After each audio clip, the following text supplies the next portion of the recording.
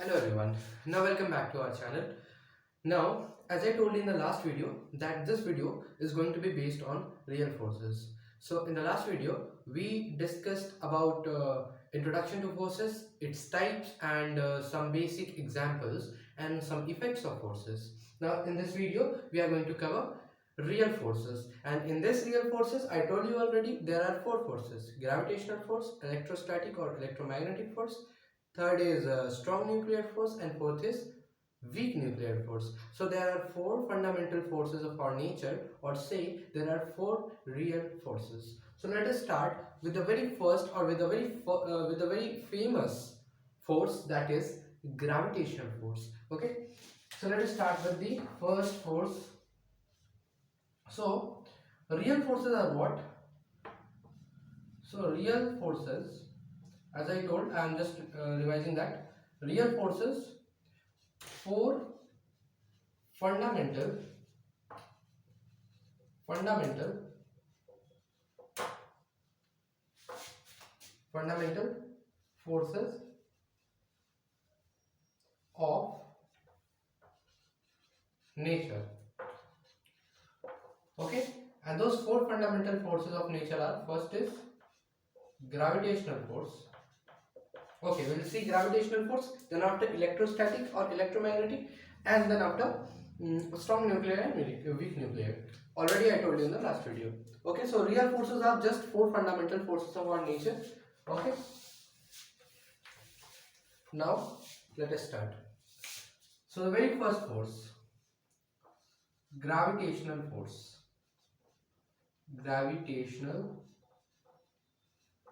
force. So what is gravitational force? The force which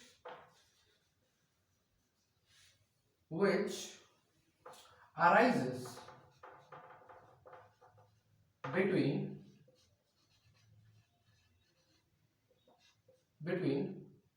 bodies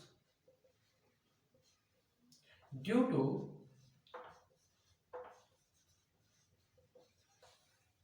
their masses. So this is the force which arises between two bodies due to their mass. So due to the mass, every object in the universe attracts every other object due to its mass. Okay, and that is called universal law of gravitation. We'll come to it, but first let us know about gravitational force more. Or every object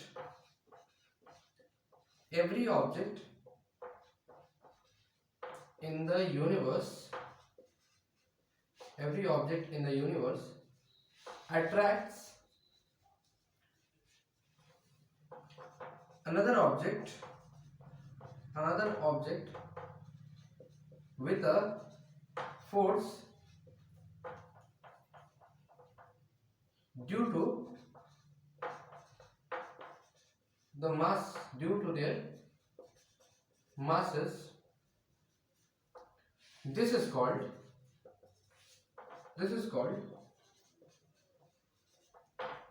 universal law of gravitation. Okay, this is called universal law of gravitation.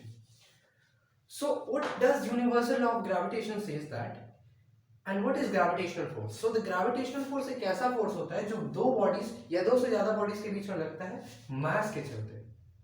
दो bodies एक दूसरे से attract होते हैं due to their masses. Okay, and there is a law of gravitation which is known as universal law of gravitation, and this was discovered by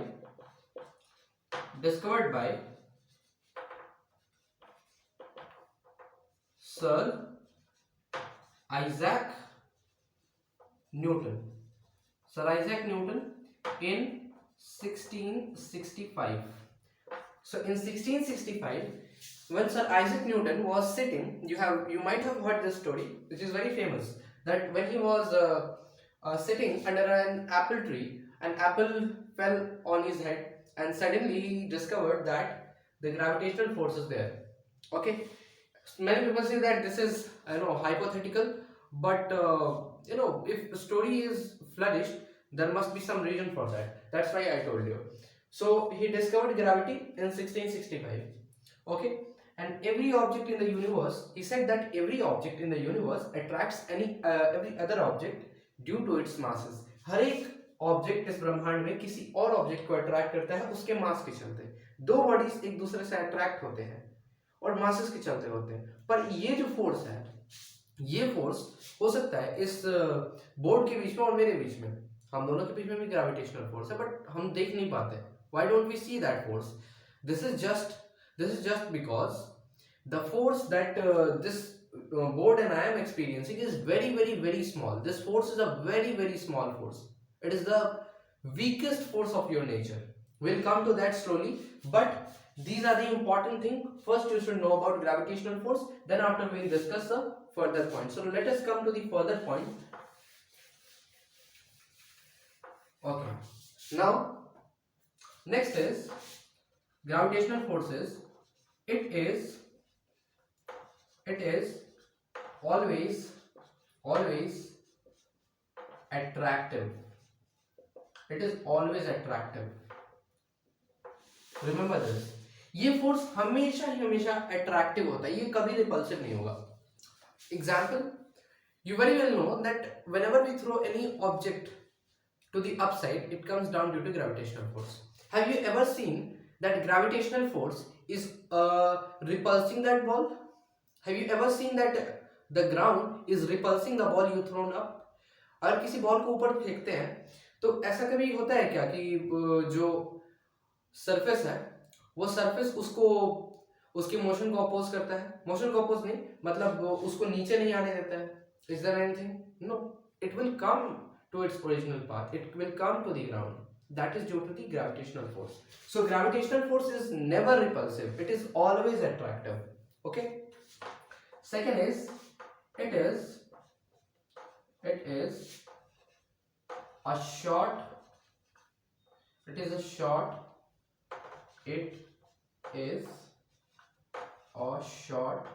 range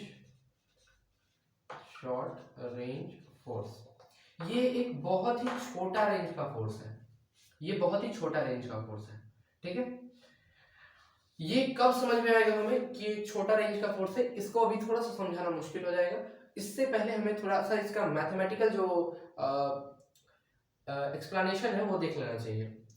तो ये वाला जो होता है मैथमेटिकली, देखिए ग्रेविटेशनल फोर्स जो है इसको हम अगले चैप्टर में और डिटेल में स्टडी करेंगे, तो इसको मैं ब्रीफ रख रहा हूँ, ओवरव्यू है ये एक तरीके का, क्योंकि अगले चैप्टर में फिर ये सारा चीज रिपीट होगा. Mathematically there is an issue of ink, so I'm filling it, then after we'll discuss because it is not visible quite clearly. Okay, so let us check whether it is working or not. Yes, now it is clear. Okay, so we were mathematically. Okay, so mathematically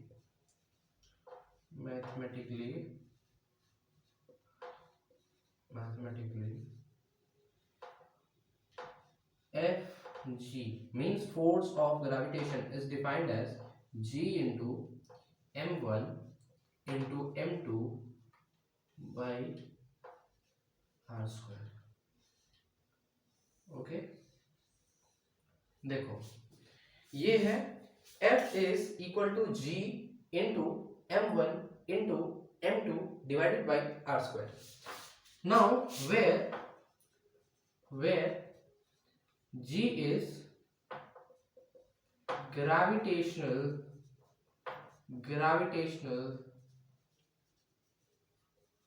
constant, m1 and m2 are two masses, are two bodies having masses. ठीक है, दो bodies हैं जिनका कुछ मास है.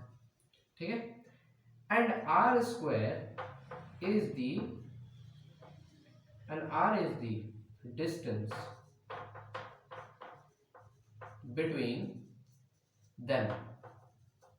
So actually this formula is G into m1 into m2 by r square, where G is gravitational constant whose value is 6.67 into 10 to the power minus 11 Newton meter square divided by kg square. Right? 6.67, and remember that this is 10 to the power minus 11 Newton meter square divided by kg square. How do you get the unit? How will you get the unit? Okay, the unit should be, so what is the unit of force? That is Newton. And what is the unit of mass, which is kg? So that will be kg into kg. That will be kg into kg will be kg square, and radius is meter. So meter into square is meter square. So this becomes Newton meter square divided by kg square, which is equal to g. So this is the unit of capital G. This is universal constant. Remember, ये universal constant है, ये universe का constant है, ये कहीं पर भी universe में इसके बाद इसका जो वैल्यू है ये चेंज नहीं होता है. 6.67 10 to the power minus 11 newton metre square divided by KG square, ये कभी चेंज नहीं होगा. ओके, अब हमने बोला था यहाँ पर it is a short range force. तो शॉर्ट रेंज फोर्स मैंने बोला था इसको, तो ये जो है एक शॉर्ट रेंज फोर्स है. मैंने ऐसा क्यों बोला था कि एक शॉर्ट रेंज फोर्स है? बिकॉज ये जो फोर्स है ये 6.67 10 टू द पावर देख रहे हैं हम नेगेटिव 11. सो नेगेटिव 11 ये बहुत ही मतलब सॉरी यहां पे गलत हो गया थोड़ा सा. इट इज हमने लिखा था इट इज एक्चुअली यहाँ पे गलत हुआ. शॉर्ट रेंज नहीं होगा यहाँ पर, बिकॉज ये तो बड़े पैमाने पे भी एक्ट करता है. So it is very weak. हाँ ये सही रहेगा, it is very weak. Very weak का कारण देख रहे हैं, जी का वैल्यू में नेगेटिव 11. तो नेगेटिव 11 कितना कम होता है? नेगेटिव 11 तो बहुत कम हुआ. तो इसलिए ये फोर्स क्यों वीक होता है? Because the value of G is very very very small. So I hope you have understood this, and it is very big. And one more important thing, so you all have, you know, if you want to note it down you can, but the next point is, and that is it is a conservative force. What is the conservative force? Conservative force means what? एक ऐसा force जो कि path पे depend नहीं करता. It doesn't depend upon path. Like friction depends upon path. as long as you are in contact with the surface, as you are covering a path, that is where friction acts. But gravitational force is not a non-conservative force. It's a conservative force which depends upon only on initial and final point. Initial और final point के बीच पे ये depend करता है. The point from where you throw a ball to the ground and the point where it is getting where it will go on, that is the final point. So that is the link between initial and final point, and that is what conservative force is all about. Non-conservative force depend upon path, but this force does not depend upon path. Okay, so this is all about gravitational force. So I am summing up everything here. So it is always attractive, it is very weak. Why it is weak? As I told you that the force of gravitation between two bodies is given by the formula G into, which is where G is gravitational constant and its value is 6.67 10 raised to power negative 11 Newton meter square divided by per kg square. Now here why it is weak? Because the value of G, as you have seen in the formula, that was very very very small. And second is it is a conservative force. Okay, it is a conservative force. Okay, now gravitational force will be repeated in our next chapter. So the thing which I have extra taught you is It is weak and it is a conservative force. Again, we are going to see this in the next chapter, so don't need to worry about it. Okay. Next comes the electrostatic force, which is also very important.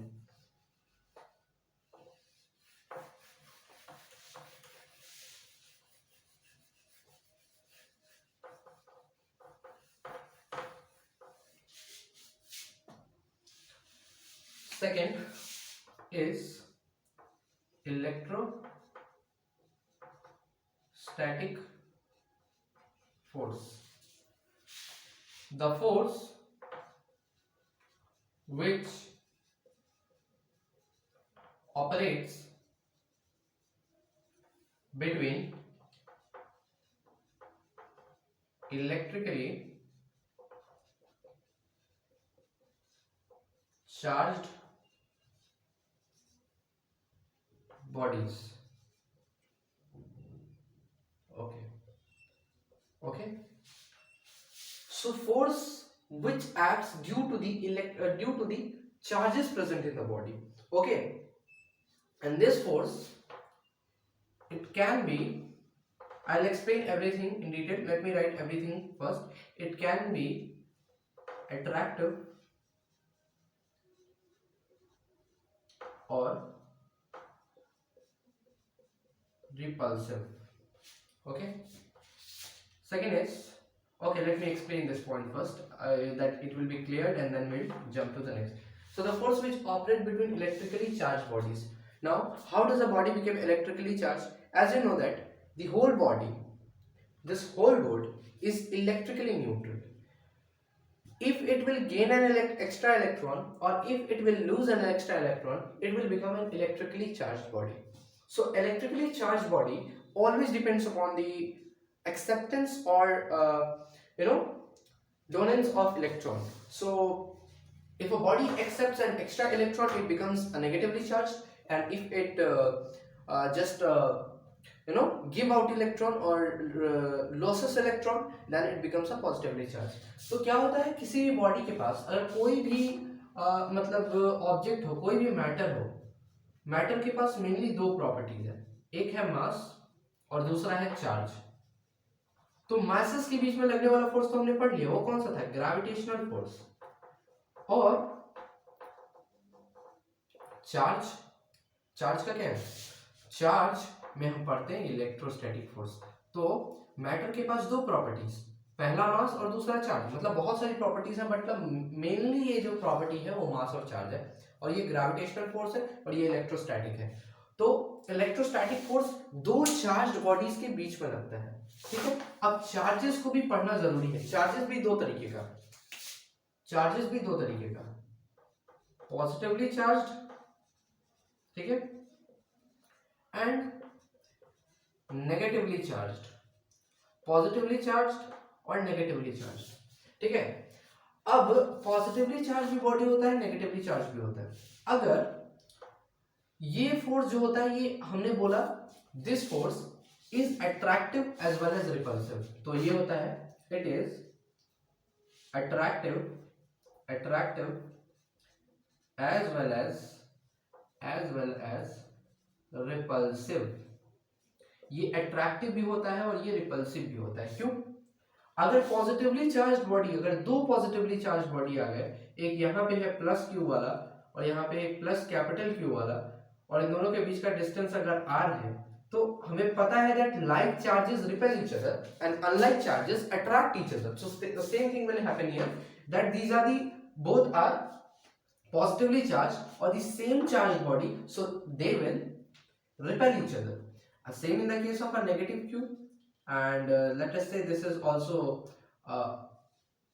negative capital Q, and this is the distance r1.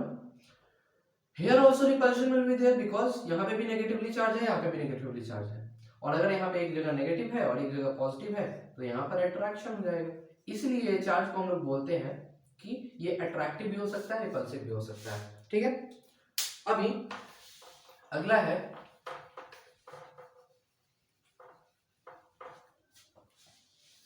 It is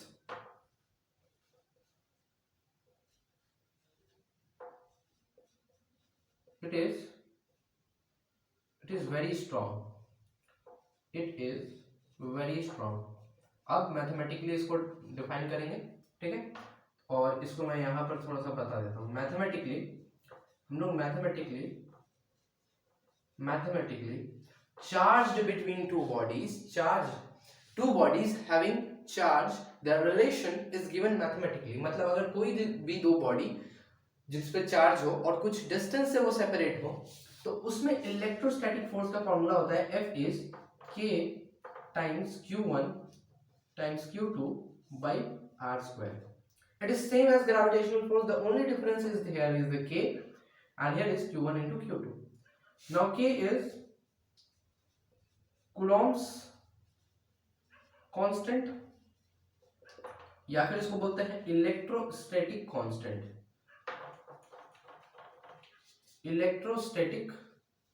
constant, ठीक है, और इसका value होता है 9 into 10 to the power 9 newton metre square पर coulomb square. Okay, इसका value ऐसे आता है। अब इलेक्ट्रोस्टैटिक फोर्स को भी हम लोग डिटेल में पढ़ेंगे जब हम लोग इलेक्ट्रिसिटी पढ़ रहे होंगे, उसमें भी इसका काम बहुत ज्यादा होगा। जब हम लोग इलेक्ट्रिसिटी में इलेक्ट्रोस्टैट्स जब पढ़ेंगे तो उसमें इसको एक बार फिर से पढ़ेंगे, लेकिन ओवरव्यू है ये कि ये फोर्स जो होता है ये दो चार्ज बॉडीज के बीच में लगता है, इसका रिलेशन ऐसा होता है। अब मैंने बोला it is a very strong, why it is strong, ये देखो 9 इंटू 10 टू द पावर 9 है, और ग्रेविटेशन जो था वो बहुत मतलब वीक फोर्स था, ठीक है।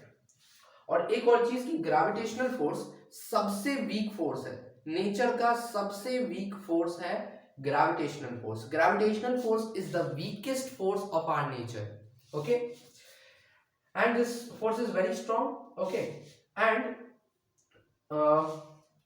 the next is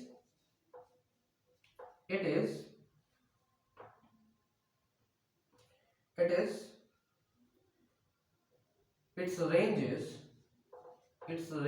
is infinite. इसका रेंज इनफाइनाइट होता है, मतलब अगर कोई दो बॉडीज इनफाइनाइट दूरी पर भी रखे हो तो ये फोर्स एक्ट करता है, ये फोर्स स्ट्रॉन्ग है, इसलिए इसका रेंज इनफाइनाइट होता है। Okay, so have you understood about electrostatic force? I think you have understood about electrostatic force, and rest we are going to study about electrostatic forces finished, okay, and then after we'll study strong nuclear force and weak nuclear force, okay.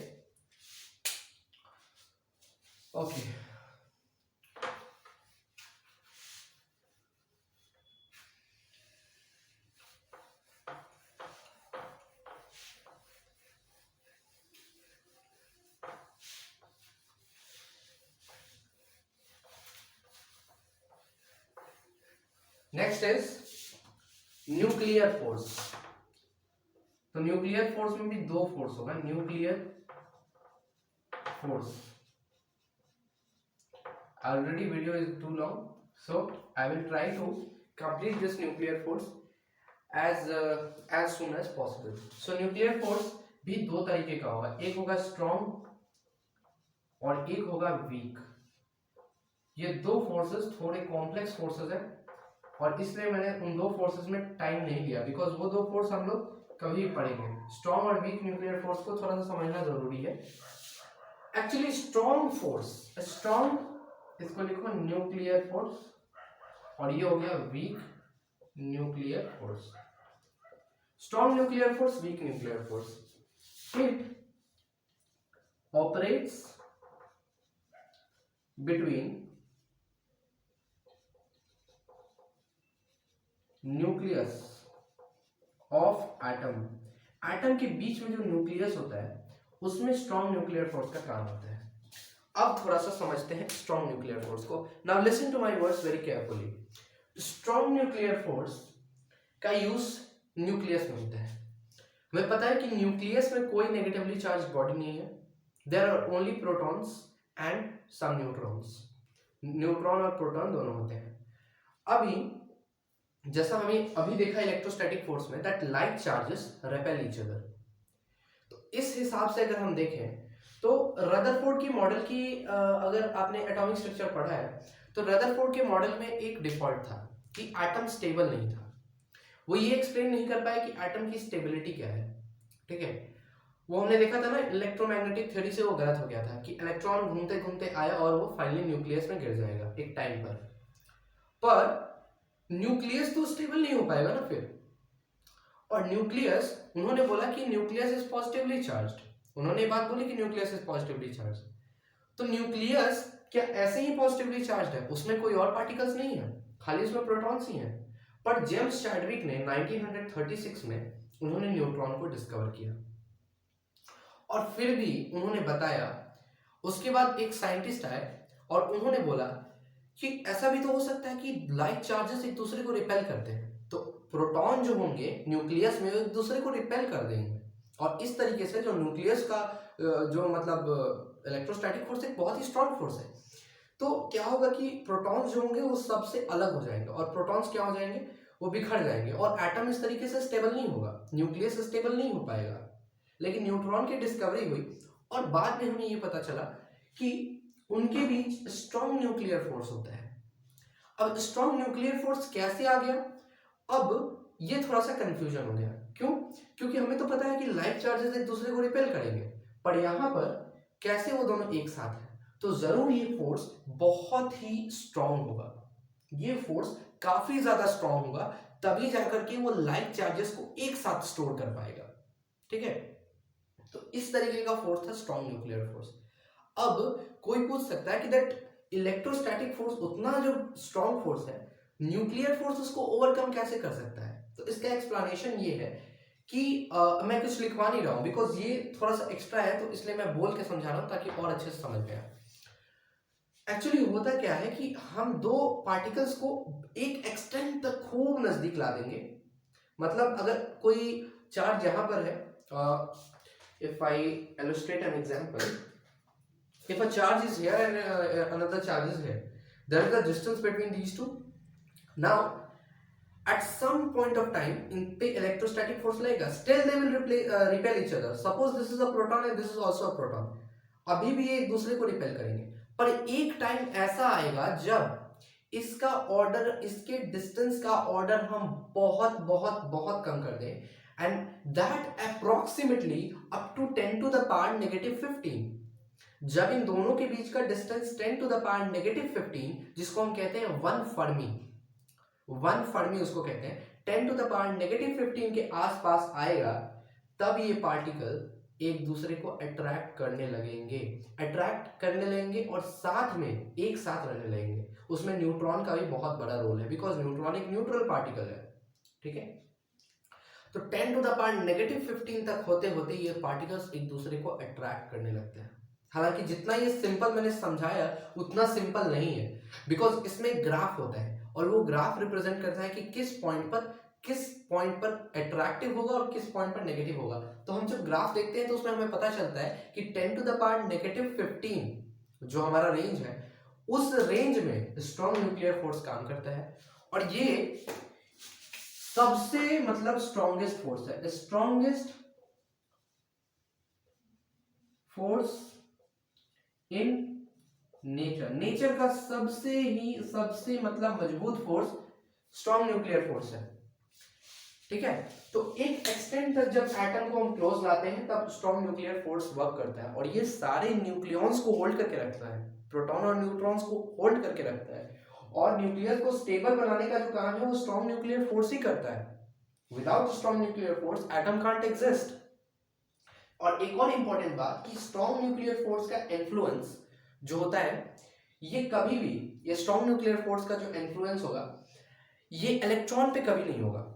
Electron does not have to take part in this strong nuclear force area. Strong nuclear force nucleus तक ही सीमित है, ये nucleus में ही काम करता है, ये न्यूक्लियस के बाहर इसका इफेक्ट खत्म हो जाता है बिकॉज न्यूक्लियस काफी नजदीक होते हैं। ओके, एक और इंपॉर्टेंट बात ये है कि ये बहुत ही छोटा रेंज फोर्स है, it's a short range force.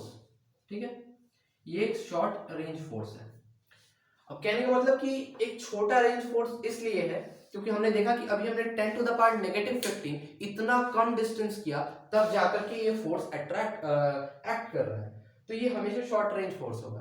ठीक है, और हाँ, स्ट्रॉन्ग न्यूक्लियर फोर्स हमेशा अट्रैक्टिव होता है। अब weak nuclear force, every day you see a giant star at the sky shining, it is just due to the weak nuclear force. weak nuclear force का nuclear fission में use होता है सन में, okay and ये होता है weak nuclear force. इस force का एक्चुअली यूज क्या है, ये ऑपरेट करता है, operates between nucleons, between two nucleons. Okay, ये दो न्यूक्लियॉन्स मतलब दो प्रोटॉन या फिर बिटवीन न्यूक्लियॉन्स लिखो. न्यूक्लियॉन्स का मतलब प्रोटॉन प्लस न्यूट्रॉन, उनको हम बोलते हैं न्यूक्लियॉन्स. ठीक है, अब एक मिनट, अब मैं जनरल स्ट्रक्चर समझा देता हूँ एटम का. ये पॉजिटिवली चार्ज न्यूक्लियस होता है, ये इसके अगल बगल ऑर्बिट्स होते हैं. ठीक है, इसमें इलेक्ट्रॉन्स होते हैं और ये जो होता है इसमें प्रोटॉन प्लस न्यूट्रॉन होता है. तो इसको हम न्यूक्लियस कहते हैं और इसको हम शेल्स कहते हैं या ऑर्बिट्स कहते हैं. इसको ये हम जानते ही हैं इलेक्ट्रॉन है. और इसमें तीन सब एटॉमिक पार्टिकल, प्रोटॉन, न्यूट्रॉन और इलेक्ट्रॉन, जिसमें इलेक्ट्रॉन जो होता है वो बाहर घूमता है, प्रोटॉन और न्यूट्रॉन एटम के अंदर न्यूक्लियस में होते हैं और इन दोनों को ही मिला करके हम बोलते हैं न्यूक्लियॉन्स. ठीक है, तो न्यूक्लियॉन्स क्या है, प्रोटॉन और न्यूट्रॉन, इन दोनों के बीच में लग रहा होता है and it is responsible for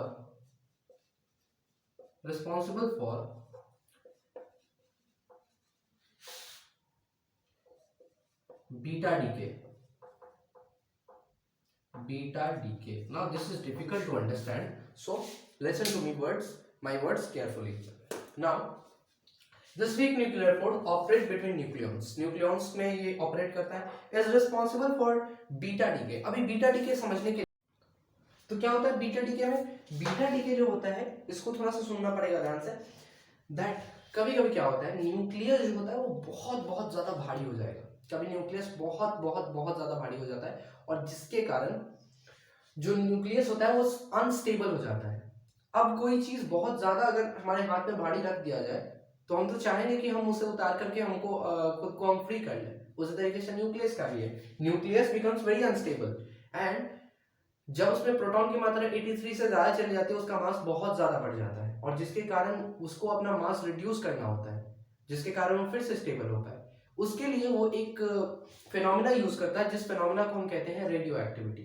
radio activity से होता ये है कि जितना मास होता है न्यूक्लियस का वो रिड्यूस हो जाता है और उसका एक पार्ट होता है बीटा डीके. बीटा डीके में एक्चुअली होता क्या है कि जो सबएटॉमिक पार्टिकल है तो प्रोटॉन जो होता है वो पॉजिट्रॉन में बदल जाता है, न्यूक्लियस जो होता न्यूट्रॉन जो होता है वो इलेक्ट्रॉन में बदल जाता है. इस तरीके से कन्वर्जन होता है. ये कन्वर्जन कैसे होता है, कब होता है, क्यों होता है, ये अभी हमारे पास समझने के लिए समय नहीं है फिलहाल. बस हमें ये जानना है कि जब अनस्टेबल हो जाता है न्यूक्लियस तो उस वक्त वीक न्यूक्लियर फोर्स का बहुत बड़ा यूज है क्योंकि वो बीटा डीके परफॉर्म करता है जिसके कारण जितना भी रेडियो एक्टिविटी ये एमिट करता है उसको ये रोक देगा. क्यों, क्योंकि देखिए बहुत सारे ऐसे रेडियो एक्टिव एलिमेंट्स हैं जिनको हम बहुत जगह यूज करते हैं. तो अगर उनमें से जो रेडिएशंस है उनका न्यूक्लियर मास है अगर वो थोड़ा सा हम नहीं निकालेंगे तो हो सकता है वो हमारे लिए बहुत ज्यादा हार्मफुल हो जाए. तो इस हार्मफुल को मतलब इफेक्ट को कम करने के लिए वीक न्यूक्लियर फोर्स का यूज होता है क्योंकि बीटा डीके क्या करता है, इसका मास रिड्यूस कर देगा वो. मतलब यहाँ पे कंटिन्यूअसली पार्टिकल्स का कन्वर्जन होगा और पार्टिकल्स के कन्वर्जन के कारण इसका जो मास है वो रिड्यूस होगा और ये स्टेबल बन जाएगा. ठीक है, तो इस तरीके से वीक न्यूक्लियर फोर्स और स्ट्रॉन्ग न्यूक्लियर फोर्स काम करेंगे. स्ट्रॉन्ग न्यूक्लियर फोर्स का काम होता है कि प्रोटॉन्स और न्यूट्रॉन्स को बांध करके रखे. वीक न्यूक्लियर फोर्स का मेन मोटिव ये होता है कि ये रेडियो एक्टिविटी का जो फंक्शन है उसको परफॉर्म करवाए. ठीक है, so I hope that whatever I have made you understand in this video, you have understood it. If you have any query related to this video, do ask in the comments. Okay, ask question as much as you can, and if you have any doubt regarding these, you can visit it once more. And again, if you are getting any doubt, then you have to ask question in the comments. Okay, feel free to ask. Okay, and the next video will be on pseudo forces. Will come in the next video, and that video will be based on pseudo forces. And there is a link in the description given below from where you can practice the question from this topic and the previous topic, that was introduction to forces, and you can check your progress as well. Okay, we'll meet in the next video on pseudo forces. Till then, goodbye and take care.